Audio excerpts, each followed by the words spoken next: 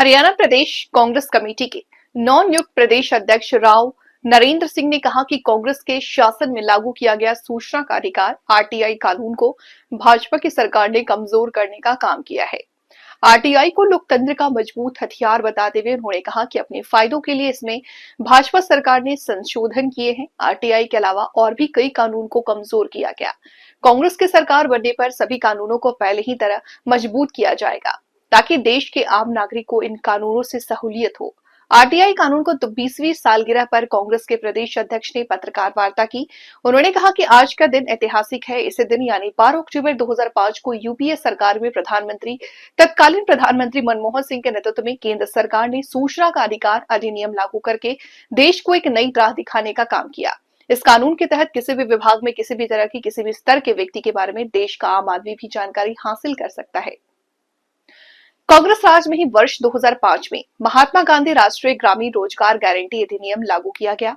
वर्ष 2006 में वन अधिकार अधिनियम, वर्ष 2009 में शिक्षा का अधिकार अधिनियम, वर्ष 2013 में भूमि अधिग्रहण, पुनर्वास व पुनर्स्थापन में उचित मुआवजा और पारदर्शिता का अधिकार अधिनियम, राष्ट्रीय खाद्य सुरक्षा अधिनियम लागू किया गया। दुख की बात है कि वर्ष 2014 के बाद भाजपा सरकार बनी तो एक के बाद एक कानून को कमजोर किया जाता रहा।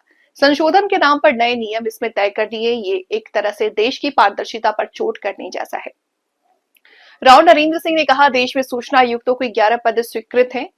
सितंबर 2025 के बाद से तो मुख्य सूचना आयुक्त तक का पद खाली पड़ा है। उन्होंने कहा कि जून 2024 तक देश में 29 सूचना आयोग में 4,05,000 अपील और शिकायतें लंबित थी, जो 2019 की तुलना में दुगनी थी। उन्होंने आरटीआई कार्यकर्ताओं पर हुए हमलों पर भी चिंता जाहिर की। उन्होंने कहा, अवैध माइनिंग को उजागर करने वाले शेहला मसूद की उसके घर के बाहर हत्या कर दी गई। और भी अनेक स्थानों पर आरटीआई कार्यकर्ताओं पर हमले हुए। आरटीआई कार्यकर्ता खतरे में है। उन्होंने कहा कि अवैध कार्यों को करने वालों को जानकारी देने के लिए कानून को 2014 के बाद लागू नहीं किया गया।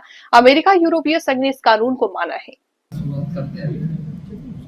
तो 1102 ही आयुक्त कार्य कर रहे हैं और सितंबर 2025 के बाद तो जो चीफ कमिश्नर है, मुख्य आयुक्त का पद भी खाली पड़ गया। तो ये जो है यूपीए शासन दौरान भी ऐसा कभी नहीं रहा जो आज एनडीए के दौरान में चल रहा है। तो ये एक आपकी जानकारी में हम देना चाहते थे। इसी तरह से जो पेंडिंग मामले जो पड़े हुए हैं, जून 2024 तक देश भर के 29 जो आयोग है उनमें लगभग 4,05,000 अपील और शिकायतें लंबित थी, जो 2019 की तुलना में लगभग दुगनी थी। और ये मैंने अभी बताया आपको, जैसे इलेक्टोरल बॉन्ड्स का मामला आया था, उसकी जानकारी मांगी गई, मना कर दी गई, इसमें नहीं दी। फिर सुप्रीम कोर्ट तक जब जाना पड़ा तो उसके बाद उस जानकारी उपलब्ध कराई गई। आपके सामने आपने देखा उस बात को। ये मैं बता ही चुका हूँ आपको। प्रधानमंत्री के दौरे के दौरान में, कोविड के दौरान में व्यक्तियों पे हमले की बात आई। जो आरटीआई का एक्टिविस्ट थे उनके ऊपर हमले हुए, बहुत सी मौतें गई। आपके सामने देखा आपने, भोपाल की कार्यकर्ता और पर्यावरणविद थी शेहला मसूद, जो अवैध माइनिंग को उजागर करती थी और उसको घर के बाहर गोली मार के हत्या कर दी। इसकी मामले की जांच सीबीआई में कराई गई। आरोपियों में एक इंटीरियर डिजाइनर भी शामिल था। सतीश सेठी, जो भूमि घोटाले को उजागर करने के लिए जाने जाते थे, उन पर सुबह की सैर के दौरान में धारदार हथियार से करके उनकी हत्या की गई। तो आप जानते हैं आरटीआई जो कार्यकर्ता है, इनको बहुत खतरों का सामना करना पड़ता है। इनकी सुरक्षा करनी चाहिए, इनकी तरफ ध्यान देना चाहिए। इस तरह जो विसल ब्लोवर्स है, जो अवैध काम करने वालों की जानकारी देती है, वो कानून आपके यूपीए सरकार में बनाया गया है। लेकिन अफसोस की बात है कि 2024 के बाद में उस कानून 2014 के बाद में यूपी सरकार ने, मौजूदा सरकार ने लागू ही नहीं किया। तो ये भी आपके सामने, जबकि आपके जो लोकतांत्रिक जो देश है हमारे, अमेरिका है, यूरोपीय संघ है, उन सब देशों ने माना है कि भ्रष्टाचार लड़ने के लिए विसल ब्लोवर्स को सुरक्षा आवश्यक है। भारत इसमें केवल अपवाद है। तो सूचना का अधिकार जो है, आज जो 20वीं वर्षगांठ है, इस पर हम यही कहना चाहते हैं कि ये अधिकार केवल कानून नहीं है, बल्कि भारत के नागरिकों को संवैधानिक और सामाजिक सशक्तिकरण का माध्यम है। और हम क्या मांग करते हैं, हमारी ऑल इंडिया कांग्रेस कमेटी, जो भारतीय राष्ट्रीय कांग्रेस, ये मांग करती है आज की इस प्रेस के माध्यम से मौजूदा सरकार से, 2019 के संसदों को निरस्त कर सूचना आयोग की स्वतंत्रता बहाल की जाए और आयुक्तों के लिए 5 वर्ष का निश्चित कार्यकाल व सुरक्षित सेवा निश्चित की जाए। नंबर 2, जो डीपीडीपी अधिनियम है, जैसा अभी मैंने बताया था, उनकी धाराओं की समीक्षा संशोधन किया जाए जो आरटीआई के जनहित उद्देश्य कमजोर करती है। नंबर 3, केंद्र और राज्य आयोगों में सभी रिक्तियां पारदर्शी व समयबद्ध प्रक्रिया के माध्यम से तुरंत भरी जाए। नंबर 4, आयोगों के लिए कार्य निष्पादन मानक तय किए जाए, जारी की जाए। नंबर 5, विसल ब्लोअर्स प्रोटेक्शन अधिनियम को पूर्ण रूप से लागू कर आरटीआई उपयोगकर्ताओं और विसल ब्लोअर्स को सशक्त सुरक्षा प्रदान की जाए। नंबर 6, आयोगों में विविधता सुनिश्चित की जाए, पत्रकारों, कार्यकर्ताओं, शिक्षाविदों और महिला प्रतिनिधियों को शामिल किया जाए। आरटीआई जो है, मैं कहना चाहता हूं कि आधुनिक भारत के सबसे महत्वपूर्ण लोकतांत्रिक सुधारों में से एक है। इसकी कमजोरी लोकतंत्र की कमजोरी है और आरटीआई की जब 20वीं वर्षगांठ पर भारतीय राष्ट्रीय कांग्रेस कानून की रक्षा सशक्तिकरण के अपने संकल्प को दोहराती है ताकि हर नागरिक निडर होकर सवाल पूछ सके, समयबद्ध प्रभावी तरीके से उत्तर प्राप्त कर सके, उसका जवाब ले सके। मुख्य रूप से ये आज आरटीआई की 20वीं वर्षगांठ के ऊपर ये कार्यक्रम पूरे प्रदेश में, पूरे देश भर के अंदर कांग्रेस पार्टी की तरफ से किया गया था। तो हमने आप लोगों को इसीलिए आदरणीय सभी मीडिया साथियों का, छायाकार बंधुओं का, प्रेस वार्ता में आप सभी का कमेटी की तरफ से आपका बहुत बहुत स्वागत। आज की प्रेस कॉन्फ्रेंस की अध्यक्षता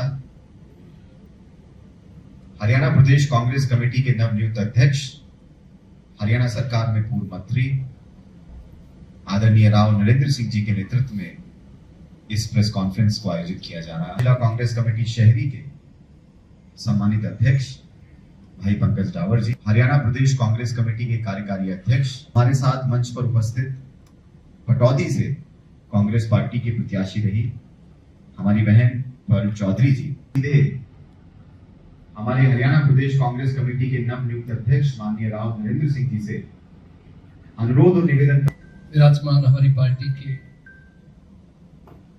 पूर्व मंत्री श्री सुखबीर कटारिया जी, हमारे अध्यक्ष, शहरी अध्यक्ष श्री वर्धन यादव जी, पटौदी विधानसभा से हमारे उम्मीदवार और गुड़गांव के सभी मेरे सम्मानित मीडिया के साथियों, छायाकार बंधुओं, सबसे पहले तो मैं आप सब लोगों को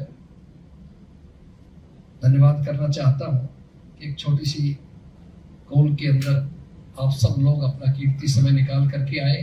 की पाबंद है, मुझे उम्मीद थी कि समय 3 बजे दिया है तो हो सकता है कोई 3:15 साढ़े 3 तक आएंगे। समय का पाबंद हो, थोड़ा अनुशासित व्यक्ति हो, लेकिन बीच में जाम जो है, ये हमारा स्थान ऐसा था, कई देर तक लाइटें चलती रही। अब बीच में चंडीगढ़ से कम नहीं, इसको राजधानी कह लीजिए, वो राजधानी दूसरी रात होगा कि 12 अक्टूबर 2005 को इस देश के बहुत ही सम्मानित प्रधानमंत्री मनमोहन सिंह जी के समय में और हमारे यूपीए की सरकार में आदरणीय सोनिया गांधी जी की नेतृत्व की जो सरकार थी, उसमें एक आरटीआई जो अधिनियम था, सूचना का अधिकार, उससे पहले नहीं था अपने देश के अंदर, यह सूचना का अधिकार लागू किया गया था। तो आज उसकी 20वीं वर्षगांठ है। जब तक हम याद भी दिलाएं, लोगों को पता नहीं लगे कि वास्तविकता में आज हम, कोई भी पढ़े लिखा व्यक्ति, बहुत से आरटीआई एक्टिविस्ट होते हैं, वो तुरंत जानकारी लेना चाहते हैं। तो जब ही आज उस लायक हुए कि उनको 2013 एक कानून बनाया गया। तो ये किस लिए जरूरत पड़ी थी? इनका आवश्यकता इसीलिए थी कि कोई भी जानकारी हम लेना चाहें, और एक हाशिए पे जो आदमी होता है ना, नीचे जो गरीब तबके का व्यक्ति होता है, उसको जो राशन मिलने की बात है, कोई पेंशन मिलने की बात है, कोई और किसी चीज की दिक्कत की बात है, तो उसको अधिकार है कि भाई वो आपकी जानकारी हासिल कर सकता है आरटीआई के माध्यम से, जो आजकल बड़ा एक अच्छा एक माध्यम लोगों को मिला। लेकिन दुख की बात क्या है कि 2014 की बात है, जब से मौजूदा सरकार आई है, एनडीए की सरकार आई, तब से इस अधिनियम को कमजोर किया।